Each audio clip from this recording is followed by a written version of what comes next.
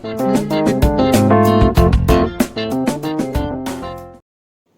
All, welcome to Aruna's magazine. ఈరోజు మొలకెత్తిన పెసలతో కూర ఎలా చేయాలో నేర్చుకుందాం. ఈ మొలకల్లో ప్రోటీన్, ఫైబర్ చాలా ఎక్కువ ఉంటుంది. అలాగే బోన్స్కి కూడా చాలా మంచిది. ఈ పెసలు మనం 3 నుంచి 4 గంటలు సేపు నానబెట్టి ఉంచాలి. నానిన తర్వాత పెసల్లో ఉన్న నీళ్ళంతా తీసేసి అలాగే మనం మూత పెట్టి 1 నుంచి 2 రోజులు ఉంచినా సరిపోతుంది. లేదంటే మనం మూట కట్టేసి ఉంచినా సరే మొలకలు బాగా వచ్చేస్తాయి.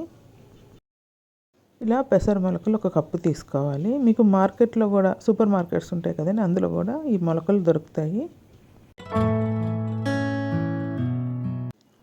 ఇప్పుడు కళాయి వేడి చేసి అందులో ఆయిల్ 2 టేబుల్ స్పూన్స్ వేసి వేడి చేయాలి. తర్వాత నూనె వేడెక్కాక ఇందులో మినపప్పు, ఆవాలు, జీలకర్ర 1 టీ స్పూన్ వేసి వేగిన తర్వాత ఉల్లిపాయ ముక్కలు 1 అరకప్పు వేసి వేపాలి. ఇప్పుడు పొడవుగా కట్ చేసిన పచ్చిమిర్చి 1 అర డజన్ వేసుకోవాలి. కరివేపాకు 2 రెబ్బలు వేయాలి. అలాగే అల్లం వెల్లుల్లి పేస్ట్ 1 టీ స్పూన్ వేసి కలుపుకోవాలి. ఉల్లిపాయ ముక్కలు, పచ్చిమిర్చి కొంచెం వేగాక టమాటా ముక్కలు వేసి 1 అరకప్పు వేయాలండి. వేసి కలిపి మూత పెట్టుకొని కొంచెంసేపు మగ్గించుకోవాలి. మధ్యలో ఒకసారి మనం మూత తీసి కలిపి మళ్ళీ మూత పెట్టుకోవాలండి.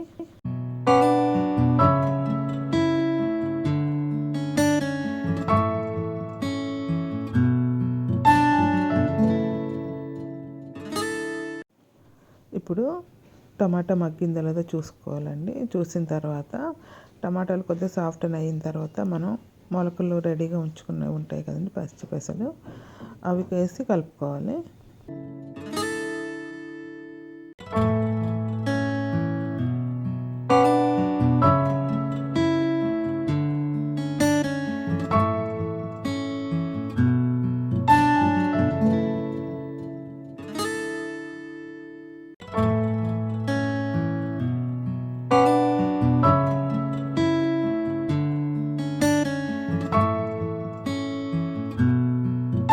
ఒకసారి కలుపుకొని 2 నుంచి 3 నిమిషాలు మళ్ళీ మూత పెట్టి ఉడికించుకోవాలి.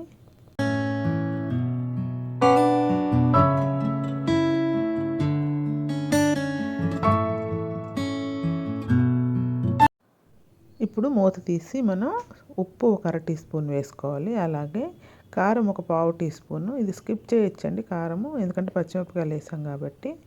అలాగే జీలకర్ర పొడి 1 అర టీ స్పూను, ధనియాల పొడి 1 పావు టీ స్పూన్ వేసి బాగా కలుపుకోవాలి.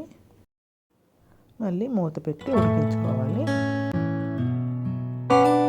కావాలంటే మనం 1 నుంచి 2 టీ స్పూన్లు వాటర్ వేసి మనం ఉడికించుకోవచ్చండి పెసలు ఉడకాలంటే. ఇది అయిపోయిందండి. ఇంకా మనం ఫైనల్గా కొత్తిమీర వేసుకొని స్టవ్ ఆఫ్ చేసుకొని దించుకోవడమే. ఇది అన్నంలోకి బాగుంటుంది, రోటీస్తో కూడా బాగుంటుంది. అలాగే స్నాక్లా కూడా మనం ఉత్తిగా తినేవచ్చు. Thank you for watching. Please do like, share and subscribe my channel.